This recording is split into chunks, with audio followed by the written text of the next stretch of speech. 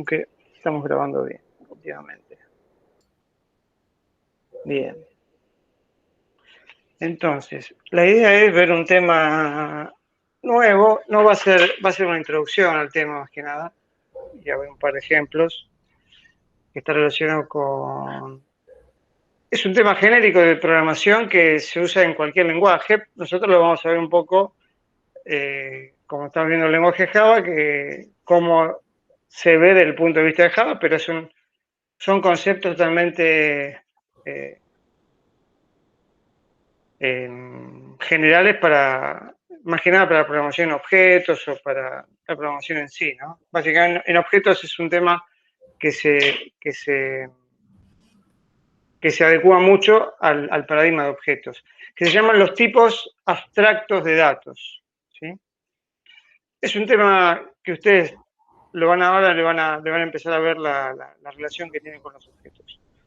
Voy a presentar la pantalla, una presentación. Puede ser que tenga la pantalla oscura, ¿no? No, yo lo veo bien. Yo también veo bien, ¿eh? ¿Se puse un poquito más clarita? Bueno, pues lo que yo tengo un control acá de brillo y que si me olvido de sacarlo, como que manda la imagen más oscura. Entonces, tipo abstracto de datos.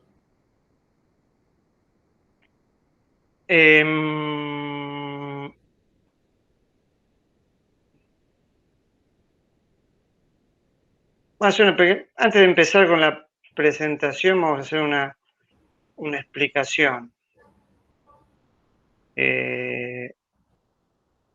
No, en el medio de la presentación después voy a cortar para hacer algo en el pizarrón. Ahora vamos con la presentación.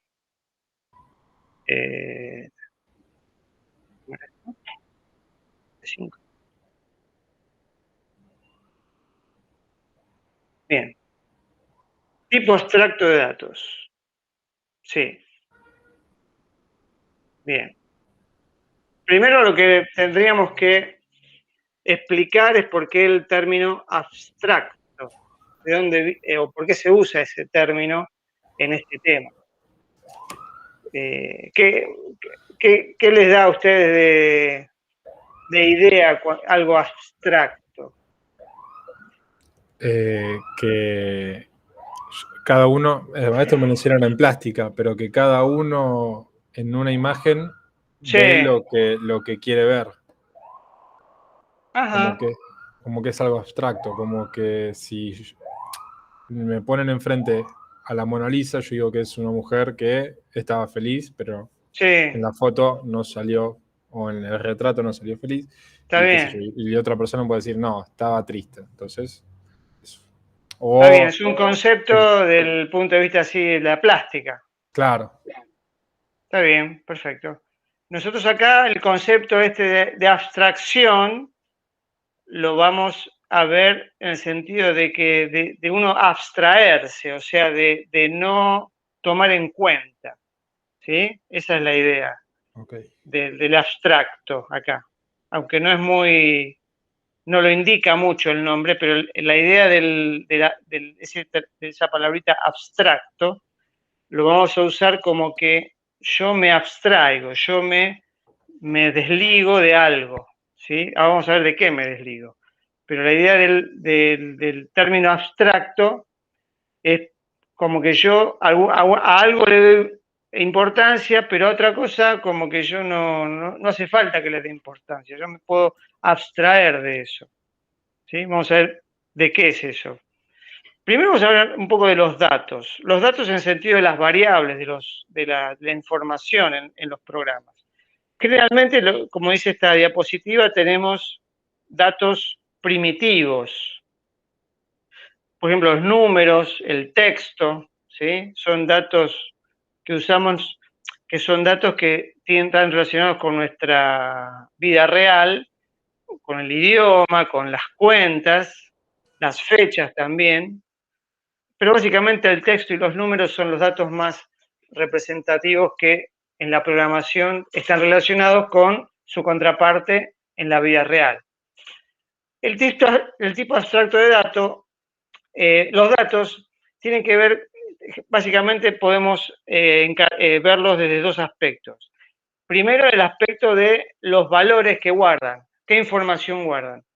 ¿Sí? Los números guardan valores numéricos, pueden ser números, por ejemplo, enteros, con decimales, científicos, porcentajes, muchos tipos de números.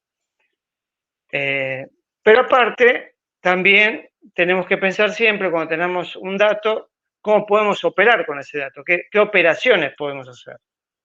¿Sí? Como dice acá, la definición 1, un tipo de dato es un conjunto de valores y operaciones asociadas a esos valores. Con un tipo específico puedo hacer ciertas operaciones, con otro tipo voy a poder tener disponible otro tipo de operaciones. Con los... Disculpen, ¿se unió alguien? No. Pablo. Hola, sí. Pablo. Hola, buenas noches, perdón. Hola, bueno, ¿bien? Bien, no, pues yo siento un ruidito y... Para que quede grabada también tu entrada a la clase. Bien. Bueno, entonces estamos hablando de los tipos abstractos de datos. De la palabrita abstracto estábamos explicando que tiene que ver con que yo me abstraigo de algo, yo me puedo desentender de algo, de una parte del tema. ¿Sí? Estamos hablando de esta primera vista que tiene que ver con los datos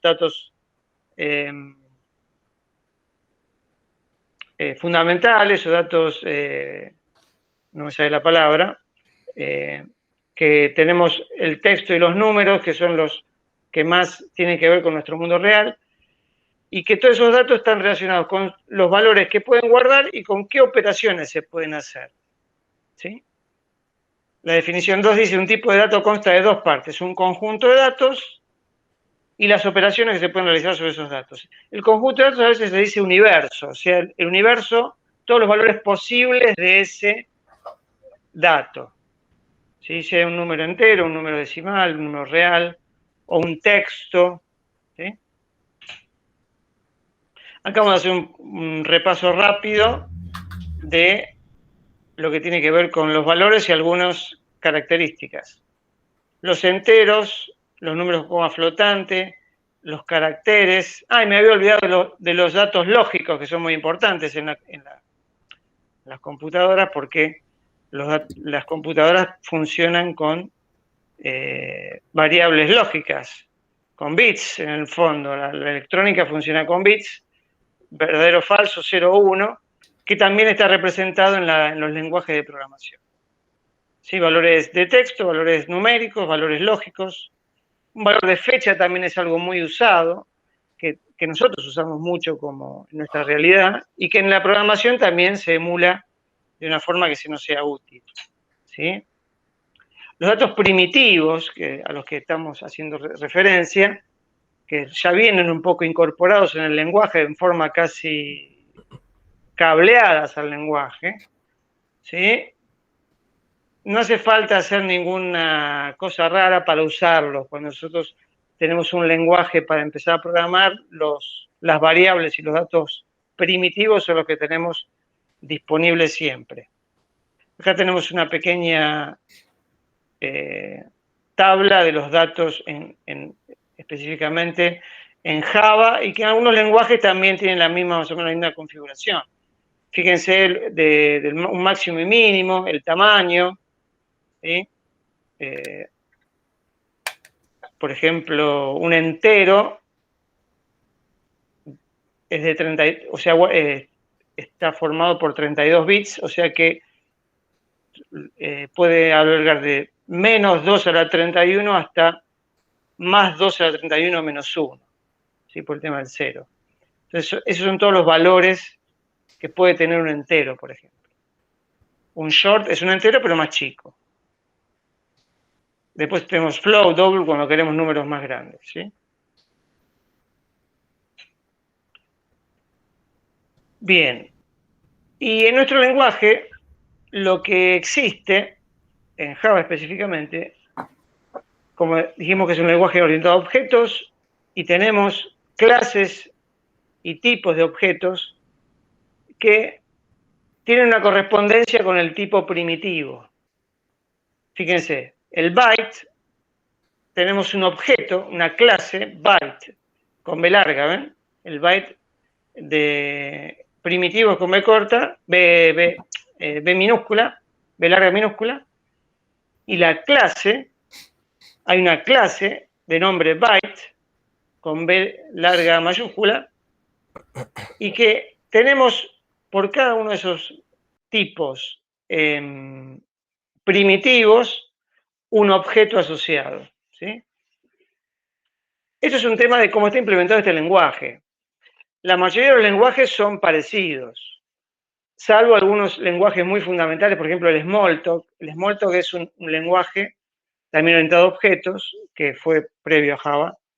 Hoy día no está en mucho uso, pero por ahí, en algún que otro lado se usa, que internamente está hecho todo en objetos, o sea, no tiene tipos primitivos, son todos objetos, o sea, esta columna de la izquierda no la tendría solamente objetos del tipo como son los del medio, con el nombre que tuviera en Smalltalk. En cambio, Java tiene un poco una mezcla de los tipos primitivos, porque viene el lenguaje Java un poco heredado de lo que era el lenguaje C, C++, que el C++ sí es totalmente primitivo porque está orientado mucho al hardware. Entonces, toda esa estructura interna está muy orientada a trabajar cerca del hardware. El Java fue un lenguaje un poco se separó del hardware para ser un poco más genérico, pero mantuvo estos tipos de datos primitivos. Pero siempre tenemos en cuenta que internamente, cuando el lenguaje trabaja, es muy probable que esos tipos primitivos internamente los transforme en un carácter, en una clase, en una clase, en un wrapper que se dice acá. Es un envoltorio, ¿sí?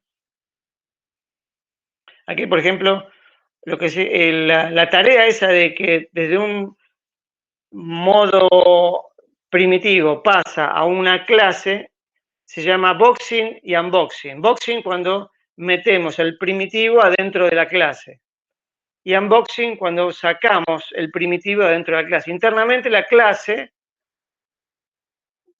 es un poco un tipo abstracto, se podría decir, porque un poco nos abstraemos de cómo está hecha y nos interesa cómo funciona, ¿sí? O sea, es una de las primeras abstracciones que estamos haciendo, porque nosotros nos damos cuenta que internamente se están usando las clases. Pero sí, internamente el lenguaje usa el boxing y unboxing para poner los tipos primitivos dentro de las clases, ¿sí?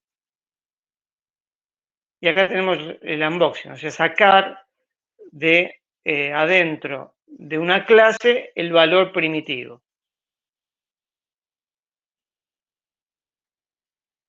Acá tenemos un poco una explicación de la historia, que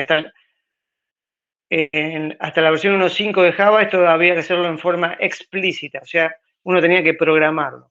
A partir de la 1.6, estos son mecanismos automáticos. Y esto le agrega agilidad y acorta el código.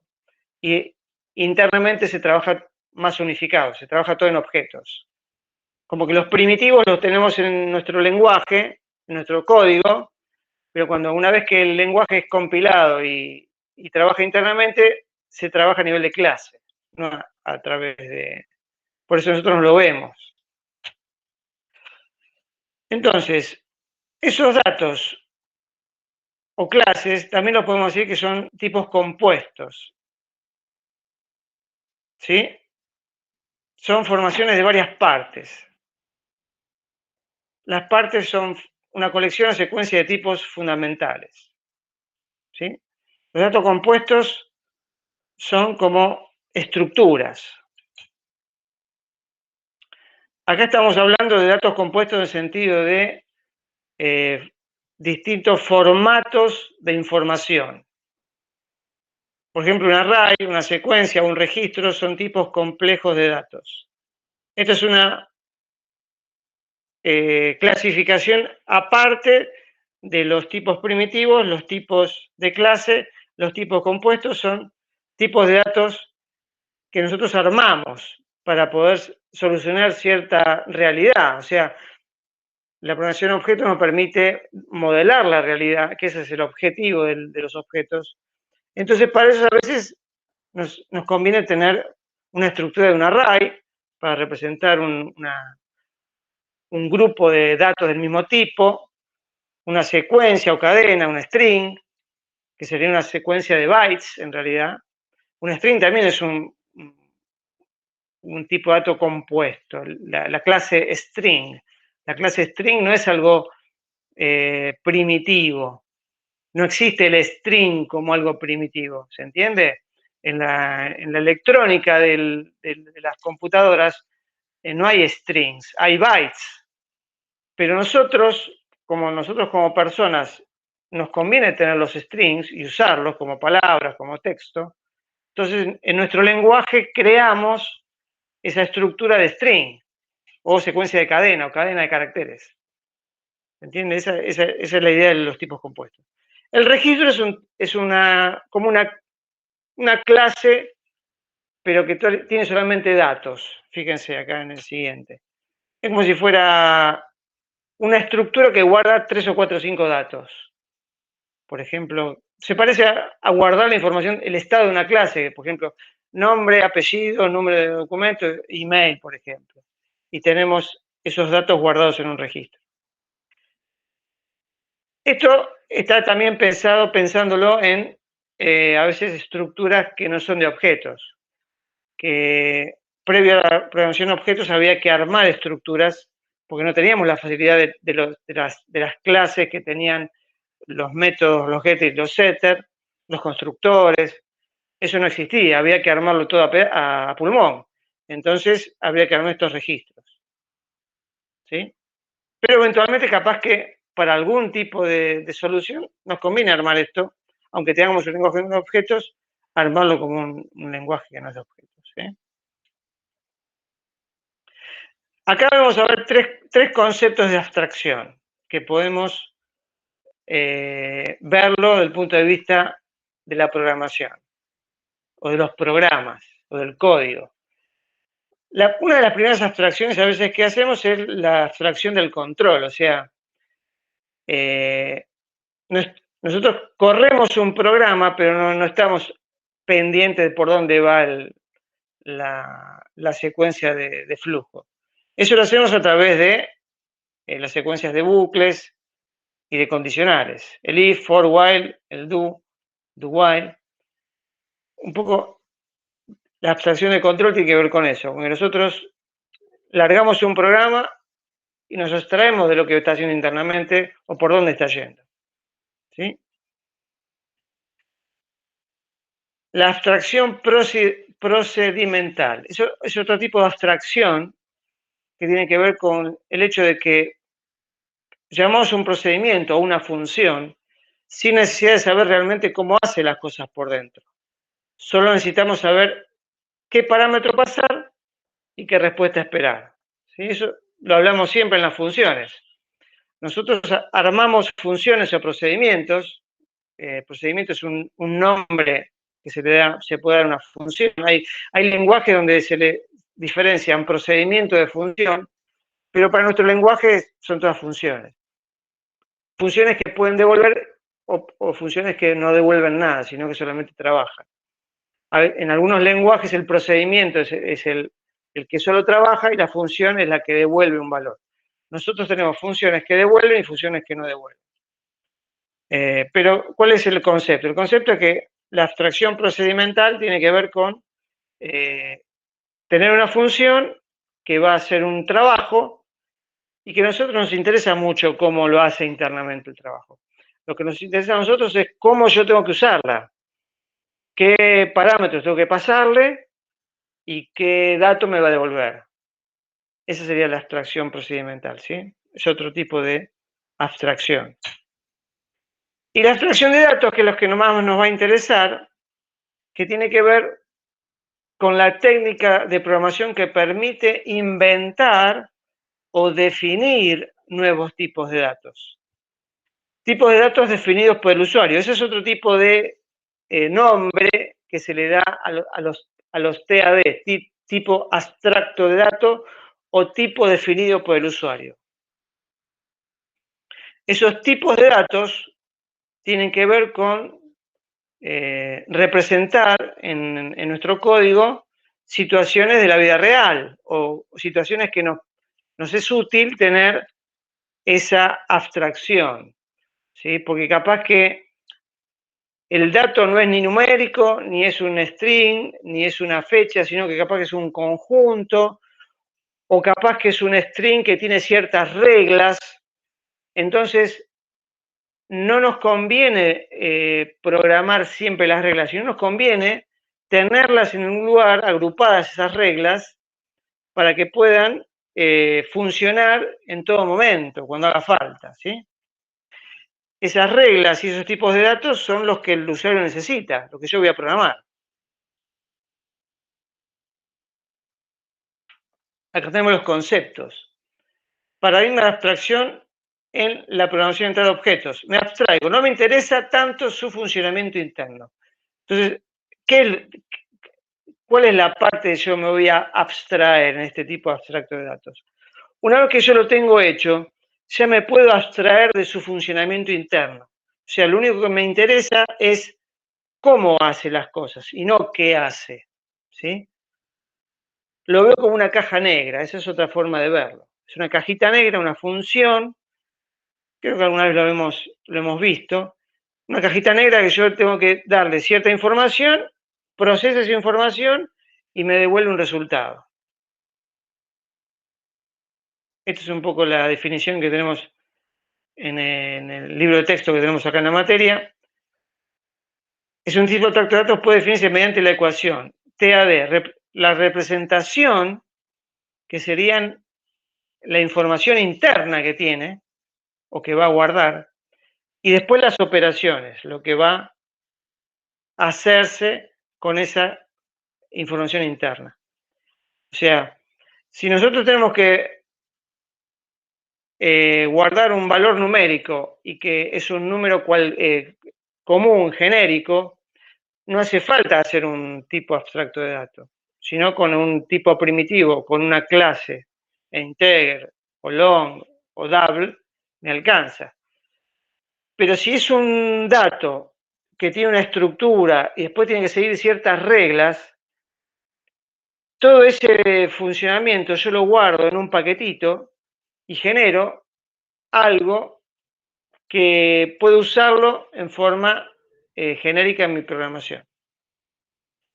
Una vez que lo programo, no me interesa tanto qué es lo que hace o cómo lo hace, sino qué es lo que hace. Acá tenemos una representación esquemática de cómo sería. Toda esa representación que vemos ahí sería un tipo abstracto de datos. Tenemos lo que se llama una interfaz pública. Son los métodos que esa estructura me muestra que yo puedo ejecutar. Pero internamente tenemos dos partes. El lugar donde se guarda el dato en sí o la información, y después tenemos la implementación de los métodos que son necesarios para trabajar esa información. A veces esos métodos, internamente tengo más métodos de los que son expuestos, ¿sí? En la zona pública yo voy a tener los métodos que le doy al usuario, pero no todos esos métodos son... todos esos métodos pueden estar programados internamente, pero pueden estar programados no uno a uno, sino uno a varios, ¿sí? O puede ser que algunas llamadas de la pública vayan al mismo método con distintos parámetros, no sé. Una cosa es lo que muestra el usuario y otra cosa es internamente como yo lo programo, ¿sí? Esa es la potencia de la abstracción. Que básicamente después vamos a ver que en nuestro lenguaje de programación, Java, básicamente un TAD se caracteriza por una clase, básicamente, o un conjunto de clases, básicamente. En otro lenguaje se hará de otra manera, pero en nosotros vamos a tener una clase que nos va a representar, que nos va a servir muy fácilmente para representar un tipo abstracto. Acá tenemos algunas características que después las pueden leer con mayor detenimiento. Una mejor conceptualización y modelización del mundo real, ¿sí?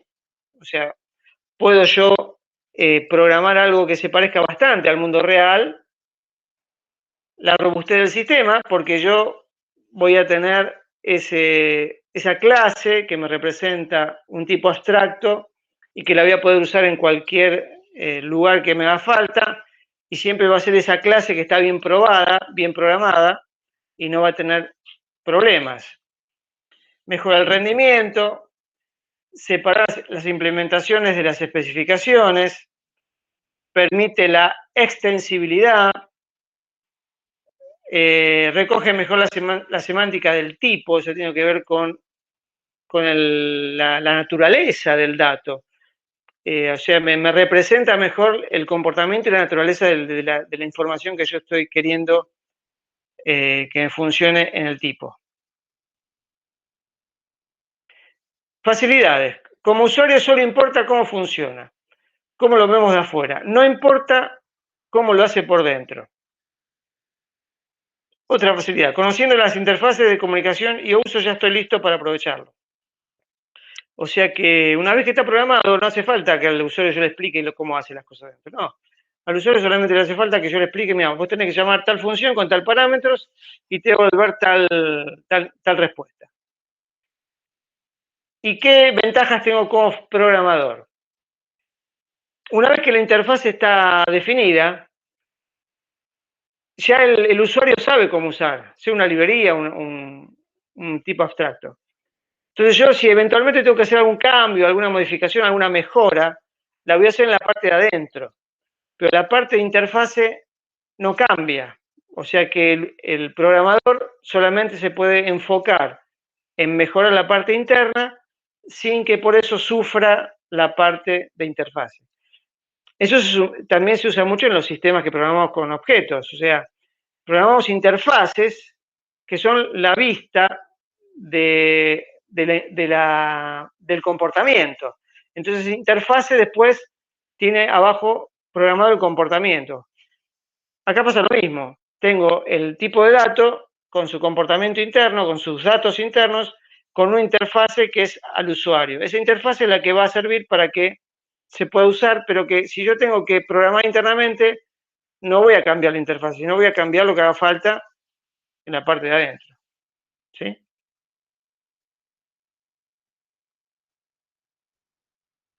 Y también tiene facilidades como equipo de programadores. Una vez definida la interfaz, también funciona como contrato. Contrato también es otra forma de verlo. El contrato tiene que ver con que yo estoy de acuerdo y cumplo las condiciones, ¿sí? Por ejemplo, que siempre me va a devolver un número mayor a 0, por ejemplo, una función. Eso es un contrato. Entonces yo puedo programar mi código sabiendo que nunca va a devolver 0, por ejemplo, un método. Si un método nunca me va a devolver 0, por ejemplo, yo puedo usar ese dato que devuelve el método como un divisor de una cuenta, y esa cuenta nunca va a saltar por un divisor por 0. ¿Se entiende el ejemplo? Si yo divido por 0, se muere el programa, da un error. En cambio, si yo sé que una función nunca devuelve 0, ese dato que me devuelve lo voy a poder usar como un divisor de una cuenta sin tener en cuenta ese error, por ejemplo. Un ejemplo que se me ocurre ahora. Sí, se entiende. Otros programadores pueden trabajar como solo conocer el contrato. O sea, una vez que se define la interfase, ya otros programadores pueden usar el tipo que yo hice o la función que yo hice porque ya está el contrato definido. Y se puede dividir el trabajo porque se puede empezar definiendo las interfaces y después de a poco se va trabajando en la parte interna que se debe utilizar. Acá tenemos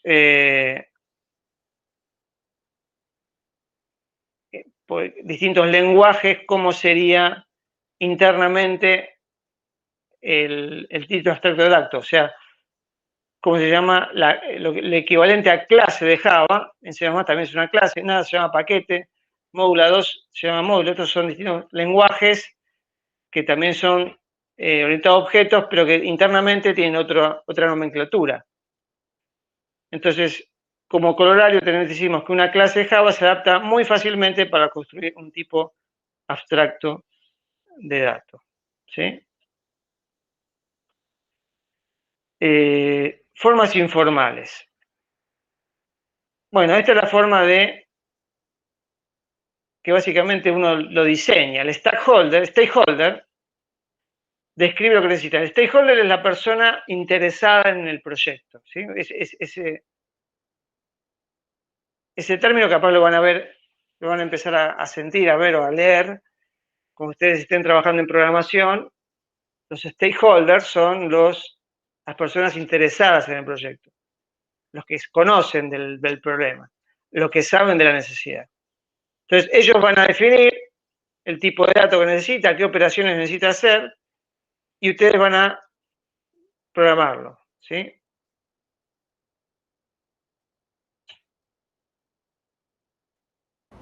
Acá tenemos, a ver, dos ejemplos, acá con la presentación. Este es un ejemplo de un conjunto. Podemos definir una clase que me representa un conjunto, ¿vieron como la lógica de conjuntos? Entonces, podemos definirle la información interna y después definir las funciones, conjunto vacío, añadir, retirar, si un dato pertenece al conjunto, si es cardinal, hacer la unión de conjuntos. Todo eso podemos hacerlo en una clase, entonces hacemos nuestra clase conjunto, le hacemos los métodos, estos que están acá en verde, internamente se programan esos métodos, pero el usuario va a ver solamente los métodos, no sabemos bien cómo están programados. E internamente también le hacemos una variable o un array o lo que sea donde vamos a guardar la información, que tampoco va a estar disponible en forma directa, va a estar disponible de la forma que el usuario la necesite. Otro tipo de dato, por ejemplo, que ahora después vamos a ver un poquito más de esto, podemos relacionarlo con un quit o con un quill, ¿sí? El famoso quit o quill que ustedes, si no tienen, lo pueden, a partir del DNI se puede sacar en la FIP. Todos tenemos igual. Sí, en teoría todos tienen, sí. El quill sí, el quit si sos responsable inscripto. El quit es para empresas, sí. Si tenés otro estado ¿cómo se dice? Impositivo. Está formado por 11 cifras, después tenemos una primera parte de 2 cifras, una segunda parte de 8 y después una tercera parte de una cifra. La tercera parte, o sea, esa cifra última, surge de un cálculo sobre las anteriores, llamado dígito verificador. No sé si conocían esa información, ahora vamos a ver un poquito más de eso. No, pero también mi quill sí sé que termina en 4, así que... Está bien, ahora vamos a ver un poquito de eso.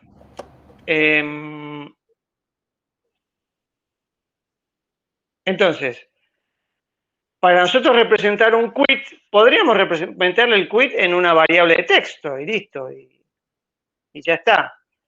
Pero sería mucho más potente tener una clase que guarde ese texto como cifras de números, pero que internamente también pueda, por ejemplo, verificar si el quit es válido, que pueda darnos el DNI a partir del quit, por ejemplo, que calcule el dígito verificador si no lo conocemos, ¿sí? Vamos a ver todo eso como un ejemplo en la próxima parte de la clase. Bueno, acá tenemos Si me da un tal conjunto, agrega cálculo del dígito verificador y agrega el método que devuelve si es válido. Porque si sabemos que el dígito verificador se calcula a partir de los otros dígitos, podemos llegar a decir, o a calcular el dígito, o podríamos llegar a decir si un qubit es válido o no. ¿Sí? Porque podemos hacer el cálculo. ¿Sí? Bueno, Sí, si sí. acá les dejo, si quieren leer algo sobre este tema, es el libro de la bibliografía, en el capítulo 2, habla de las estructuras de datos en Java, un poco más bien la parte teórica, ¿sí? Genial. Voy a dejar de compartir un poquito para ir al pizarrón.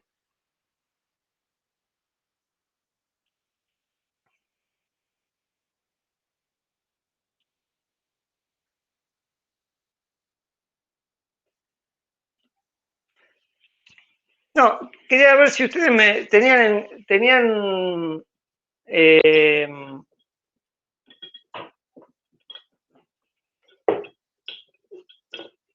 si tenían el concepto que vimos del tema de las tres partes, ¿sí?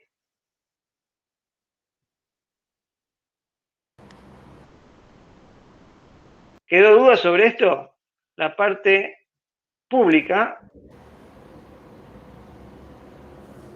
y la parte privada.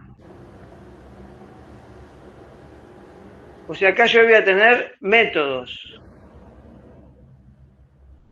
que el usuario va a poder usar. Ahora, el usuario no va a tener acceso a la parte privada del dato, ¿sí?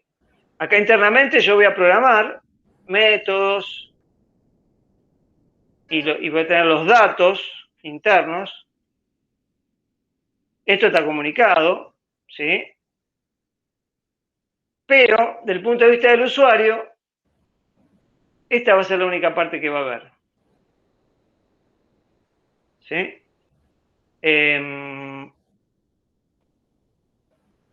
lenguaje Java nos da la posibilidad de tener métodos public o private también.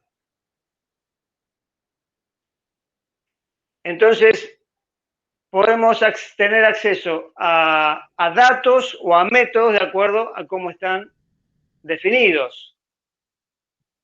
Los métodos que yo tengo internos a una clase, que son private, pueden tener acceso a los datos que son private internamente, pero no son accesibles de afuera.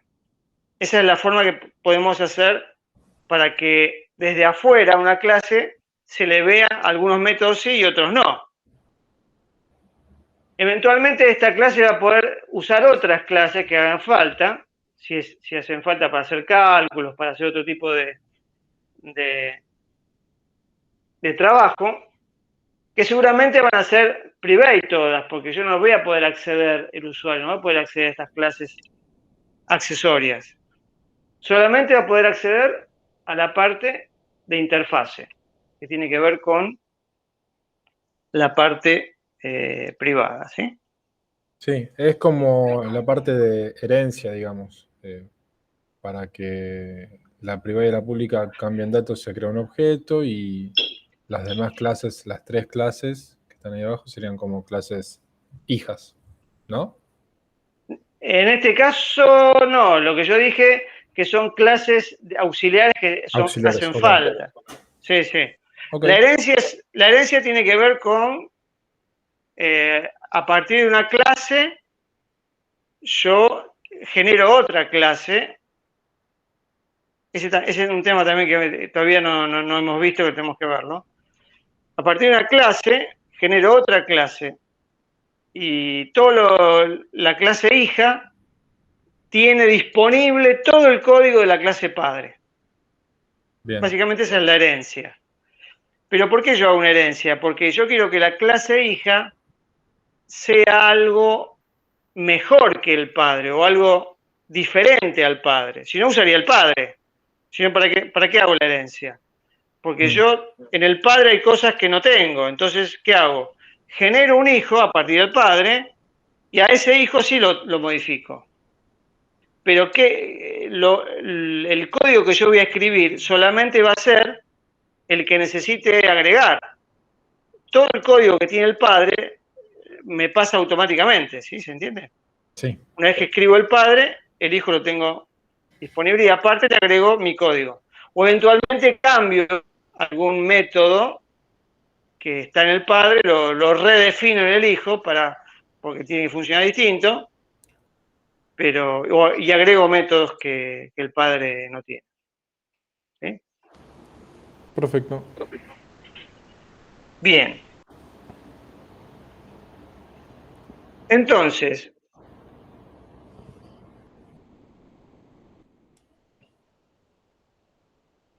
vamos a cambiar la vista.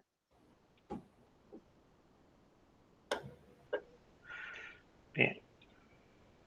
Entonces, yo les voy a mostrar un cálculo para verificar un quit, ¿sí? Cómo es el funcionamiento. Que eventualmente después vamos a tratar de ver si ustedes lo pueden programar o lo programamos juntos, vemos cómo hacemos. Hoy la clase no va a ser muy, muy larga. Les voy a pasar esta parte y ya va a quedar grabada la clase, porque así ustedes pueden seguir con los ejercicios y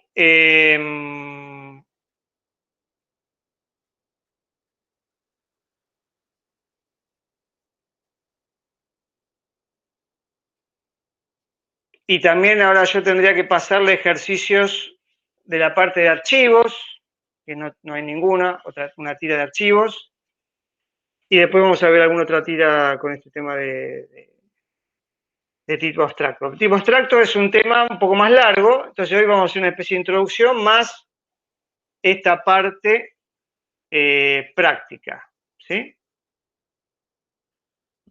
¿Se puede ver la planilla más o menos? Sí, se ve. Bueno. La idea es yo mostrarle cómo es Yo me pongo en el lugar de usuario y que ustedes tienen que programarme. Ustedes tienen que usar un sistema con un tipo abstracto que es un quit, básicamente. Yo les explico. Supongamos que es otra cosa. Por ejemplo, en Chile está el root, creo que se llama, que es muy parecido a nuestro quit. Creo que tiene un dígito menos, pero la validación es muy parecida. Yo les muestro el quit. Y después esto, por ejemplo, podemos aplicarlo para el root de Chile también. Entonces, ¿qué dijimos? Que el quit está formado por... Este es mi quit. Después vamos a buscar alguno suyo. Está formado por un dato de 2 dígitos iniciales. Después tenemos 8 dígitos, que es el equivalente a nuestro DNI también. Y tenemos un dígito, una tercera parte que sería un dígito verificador. Ahora, ¿cómo se calcula el dígito verificador? ¿Ustedes hicieron ya alguna vez conocen este cálculo o no? No. Bueno, ustedes vayan viéndolo porque después la idea es que de alguna forma lo programemos, ¿sí? Con código esta verificación, ¿sí? Entonces, acá tenemos, fíjense, los dígitos del quit, ¿ven? 23, 14, 9, 9, 6, 5, 4, 5. Las cuentas se hacen sobre los dígitos que no son el verificador, o sea, sobre todos menos el verificador. O sea, acá tenemos 10 dígitos, 2, 4, 6, 8, 10. ¿Qué se hace? Cada dígito, de acuerdo a su posición, o sea, la primera posición se multiplica por 5 y se obtiene el resultado. La segunda posición... Esas multiplicaciones, perdón, pero esas multiplicaciones son predeterminadas ya el 5, 4, 3, 2, 7 o... Así es el algoritmo. Ah, ese es el algoritmo. Sí, la persona que lo inventó de esta forma. Ah, perfecto. Entonces, ¿qué dijo? Yo agarro cada dígito del quit, el primer número. Creo que el primer número lo ponen de acuerdo al tipo. No sé si es una persona, si es una empresa, si es el sexo, no sé bien cómo es el tema. Generalmente, Sí, por ejemplo, en mi quill empieza con 20. claro. No sé bien cuál es Sí, debe ser como dijo antes sobre cómo está inscrito en el padrón de la FIP. Sí, no sé bien cuál es el tema de los primeros 2 dígitos. Pero bueno, la idea es que se va tomando dígito a dígito y se va multiplicando por esta secuencia. 5, 4, 3, 2. Después empieza por 7. 7, 6, 5, 4, 3, 2. Esa sería la secuencia de multiplicadores por cada dígito. Y acá obtenemos el resultado de la multiplicación, ¿sí? Sí. Entonces, a todos estos resultados, ¿qué hacemos? Los sumamos, ¿sí? En este caso nos da 222. Profe, acá lo tengo. Sí. 20 para hombres, los primeros dos dígitos. 27 para mujeres, 23, 24, 25 o 26 para ambos, en caso de que ya exista un quit idéntico. Y 30 para empresas, pero eso es el quit, así que nunca había un quill de empresa con 30. ¿Con 30? Un quill. Sí, 30. Un quill. Para Un quit hay. una persona. Quit creo que son con 30. Sí, pero quill de empresa nunca lo vi. Quill no. Quill es para personas. Claro, ya el quill para empresas se llama quit. O sea, es lo mismo. Perfecto. Sí. Entonces, sacamos dígito por dígito, se multiplica con esta secuencia, eso está predeterminado en el algoritmo, y se obtienen los resultados de cada multiplicación. Y se suman. En este caso, da esto. Después, ¿qué se hace? A esa suma se le saca el resto de dividirlo por 11. ¿Sí? Sí. O sea, se agarra ese número, se divide por 11 y se obtiene el resto de esa división. En este caso es 2. ¿Sí? Esa segunda operación. ¿Siempre es por 11? Después, sí. Sí, así es el algoritmo. Tengo otra consulta. ¿Puede haber otro quit que dé la suma de todo 222, como en este caso? Sí. ¿Y ahí qué pasa? ¿Es lo mismo? ¿Cómo es lo mismo? O sea, puede haber otro quit y va a dar la misma suma, por ejemplo. Sí. Ok, listo. Supongo que sí, sí. Creo que sí. Bueno, no sé. En realidad no sé. Debería haber. Sí, sí. Entonces se suma eso. Se divide por 11 y saca el resto. Y después se hace 11 menos ese resto que tenemos acá. O sea, 11 menos el resto de dividir la suma por 11. Y en este caso da 9, que sería este dato 9. Ahora, hay dos salvedades. Si este resultado da 0, el dígito pasa a ser 0. Y si este resultado da 1, el dígito pasa a ser 9 también. Así es el algoritmo. Si quieren podemos verificar alguno suyo. Dale. Vamos a, mire, yo voy a copiar esta planilla. Esta lo programé hoy, esto. Tengo que poner acá su quit. ¿Cuál es? A ver. 20. 20. 40. Sí. 389. 389. 086. 086. 4. Y 4 es el dígito que está. Ahí está, ¿eh? Yo acá, esto es toda programación de Excel, ¿ven? Saqué dígito por dígito esto es un string. Ya hizo la cuenta. Yo ya iba a sacar la calculadora. Acá, esto ya está todo programado en Excel. Perfecto. A usted lo tiene programado en Java todo esto. No se me hubiese ocurrido igual hacer eso en Excel. No, está bien. Es muy bueno. Sí. No, eso lo hice para que ustedes vean cómo funciona. Pues una de mis primeras... Yo vengo del mundo de la electrónica, en realidad. Yo no empecé a estudiar sistemas, yo estudié electrónica. Y en esa época la programación no era algo tan... ¿cómo se dice? Claro.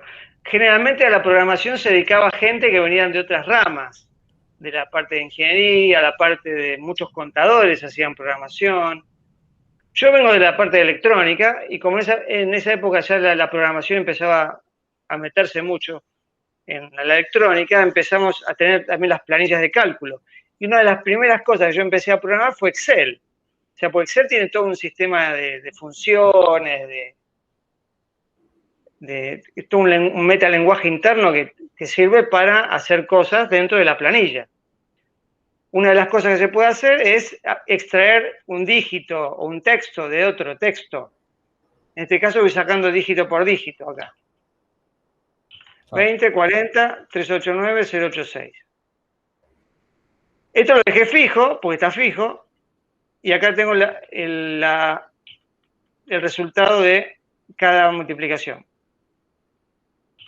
Claro, me estoy dando cuenta que tiene 3 ceros mi quill, entonces es mucho más chico que el suyo, que era 222, 172, 50 números. Vos decís la suma.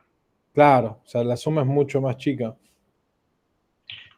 Claro, acá le saco el 172. Acá debería decir suma modo 11, para que quede mejor. Suma modo 11 es 7. Y acá es suma modo 11. 11 menos la suma de modo 11 da 4. ¿Y ahora? Y acá está. 4. El tuyo es 20, 40, 38. 90, 86. 90, 86. 4. Este 4 es el dígito verificado. Tiene toda una lógica que nadie cuenta. Pero ese es el dígito verificador, está bien, entiendo, pero sí. Yo ya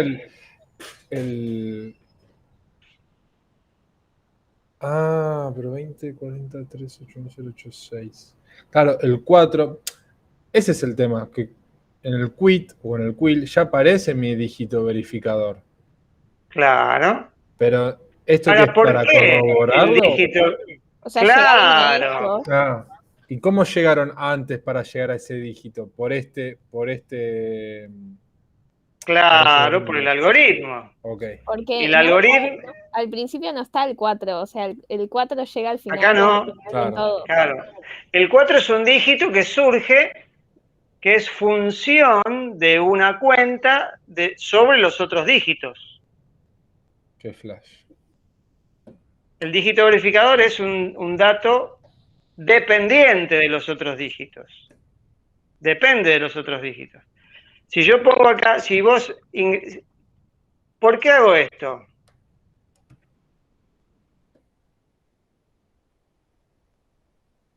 Esta es lo que dijimos de el esquema de un TAD. Entonces, tenemos la zona pública y la zona privada. Por ejemplo, para un quit, ¿cómo podríamos guardar internamente, si queremos armar nuestro TAD que represente un quit? ¿Dónde vamos a guardar el dato? ¿En qué tipo de dato vamos a ponerle? ¿Qué conviene? Int. Podría ser un int. En realidad tendría que ser, no sé si un int alcanza o un long. Podría ser. Pero nos estamos perdiendo algunas cosas si ponemos un int. Porque no podríamos guardar, por ejemplo, un quit. Si eventualmente queremos guardar un quit no válido, con una letra, por ejemplo, que es totalmente... ¿Y un string no va? Claro, o sea, si ponemos un int, no podemos guardar algo que no sea un número. O sea, desde el punto de vista de la lógica está bien. Un quit no tiene datos que no son números. Pero, por ejemplo, el root chileno tiene en su dígito verificador algunos que son letras. Porque tienen un dígito menos. No sé bien cómo es es otro algoritmo. O sea, por las dudas conviene poner string. En este caso nos va a convenir poner un string. String. Esto surge de uno pensar qué es lo que va a necesitar. No es que esto lo hacemos porque yo lo digo, sino vos podrías poner un int tranquilamente, pero capaz que perderías algunas facilidades. Generalmente cuando nosotros tenemos que guardar información, conviene guardarse en string, es lo más práctico. Salvo que sea un número, un año, o una fecha, un día, o una posición, primero, segundo, tercero, cuarto. Eso sí, eso seguramente siempre es un número. Pero en este caso, como es la información en sí del TAD, a veces es más práctico tener un string. Claro. ¿Y qué métodos podríamos tener? Si les ocurre. ¿O qué métodos le podríamos dar al usuario, básicamente? El modelo es un string. ¿Y qué método se les ocurre que podríamos tener?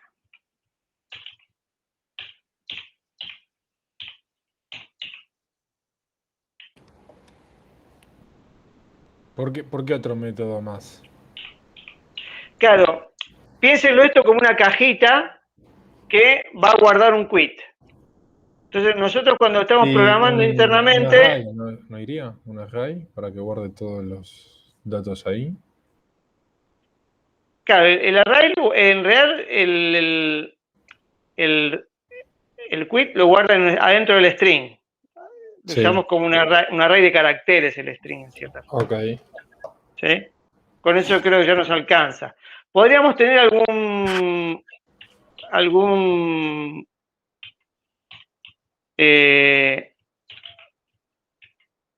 o sea, tenemos el quit, básicamente, que es un string. Podríamos ya tener alguna bandera que es si es válido. ¿Y eso? Que sería un...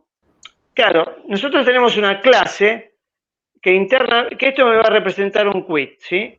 Sí. Ahora, yo la clase la defino como quiero.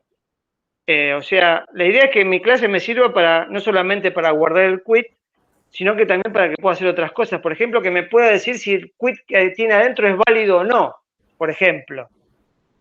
¿Cómo sé yo si es válido o no? Yo genero un objeto quit y le meto un valor.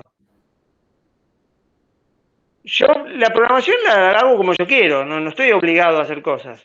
Puedo hacer un objeto quit que me guarde un quit inválido, es totalmente válido.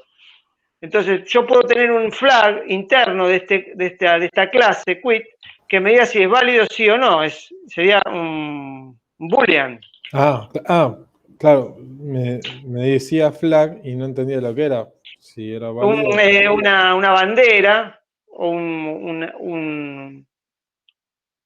una variable, ¿cómo se dice? Un atributo de la clase que me diga si es válido o no, por ejemplo. Y se me ocurre otro, para ser un poco más así exigentes, uno que me diga cuál es el dígito verificador, por ejemplo, si lo quiero pedir. Ahí puedo poner un entero, un string, como quiera. Pongamos un entero. Claro, el entero porque ya son números. Sí, digo, ¿No se podría poner un short ahí en vez de un entero? Sí, también, Es un solo short, número. sí. Sí, tranquilamente. Short, también. Entonces, internamente tendríamos el string, un boolean y un short. Acá no creo que son los mismos datos que tenemos, que le damos la vista al usuario y los que tenemos internamente. ¿Y qué métodos podríamos tener? ¿Qué métodos para el usuario?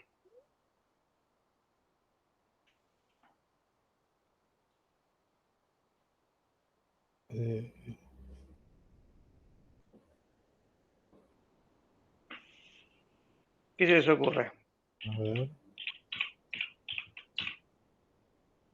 ¿Método para qué? Para poder acceder a o escribir. Sí, un acceso, un get, por ejemplo.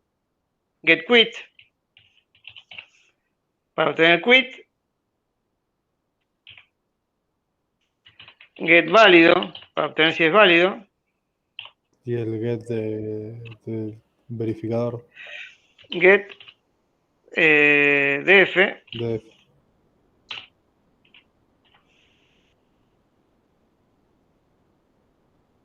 ¿Y qué otro se les ocurre? Por ejemplo, ¿qué haría falta como método para que el usuario pueda escribir Un el escáner. escáner? Ah, vos decís para leerlo. Para que escriba. Una entrada. Claro, Una sería entrada. un set quit. Ah, ok.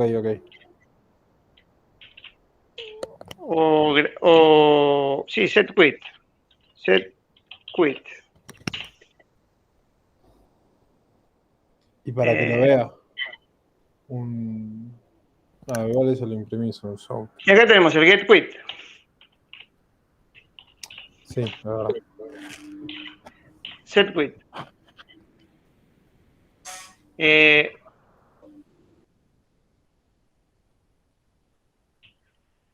Si dijimos que podemos poner quit inválidos, entonces acá podríamos poner un permite inválido.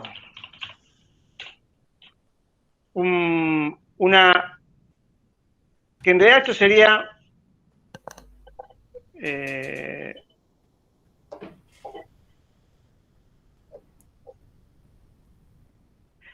en realidad, esto que estoy escribiendo acá, en realidad esto tendría que estar, me parece. Pero si tenemos el boolean y que es válido, si no es válido, que lo imprima igual y diga que no es válido. Porque Está bien, o sea que este modelo de quit va a mantener un quit, un texto, que va a ser un quit, y que eventualmente puede permitir que sea un quit inválido. O sea, yo puedo, no sé si va a tener mucho uso, yo se lo estoy poniendo como por si algo se más. equivocan al escribir o algo para que no explote el programa. Permitir algo inválido, pero ya pasaría a funcionar como si fuera un string, o sea, porque le ponemos cualquier cosa dentro. Pero bueno.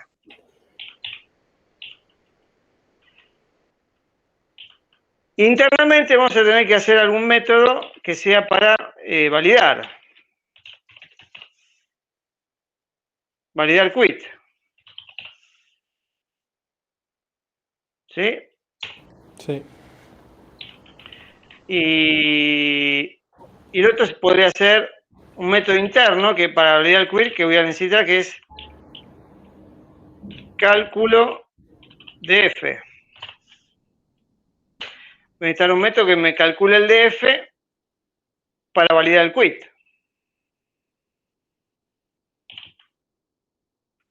¿Sí? Uh-huh.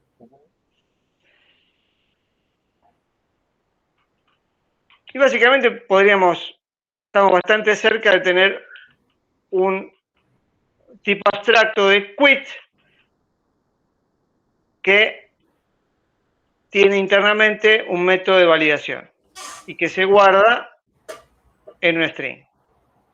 El string es más práctico porque podemos extraer dígito por dígito para hacer la verificación. Entonces, es mucho más práctico tener un string en ese aspecto, ¿sí?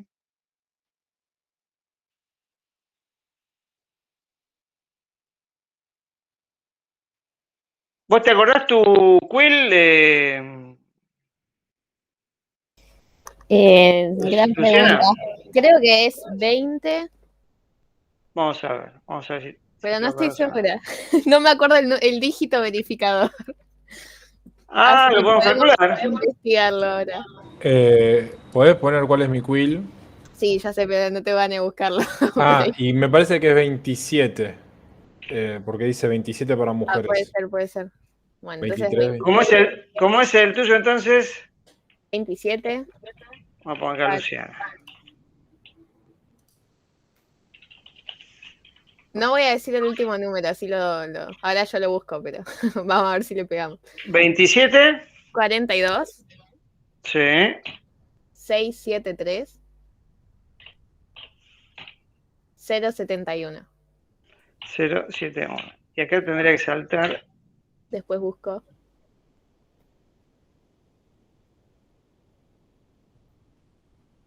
$11 menos 011. O sea que 27 426 73071. Esto me da 11. 11 menos 0 es 11. Es 0 entonces. Sí, es 0. Es 0, me parece que esto es así. Si da 11 es 0 acá. Creo que es así el algoritmo. Lo tenía mal yo. No, si pero da 11 es 0. no sería. Ah, está bien, 11 es 0. Está bien. Y si da 10 es 9, debe ser. Tengo que buscar. Me parece que lo tengo mal. El código verificador nunca termina en doble número, me parece a mí. Siempre son. No, claro, es uno solo. Claro. Pero acá como se usa el 11, acá te puede dar 11 o 10. Me parece que si es 11 es 0 y si es 10 es 9, creo. Tengo que buscar bien, porque me parece que lo copié mal el sistema. Creo que es así el algoritmo. Entonces acá sería un 0. ¿Sí? Bueno.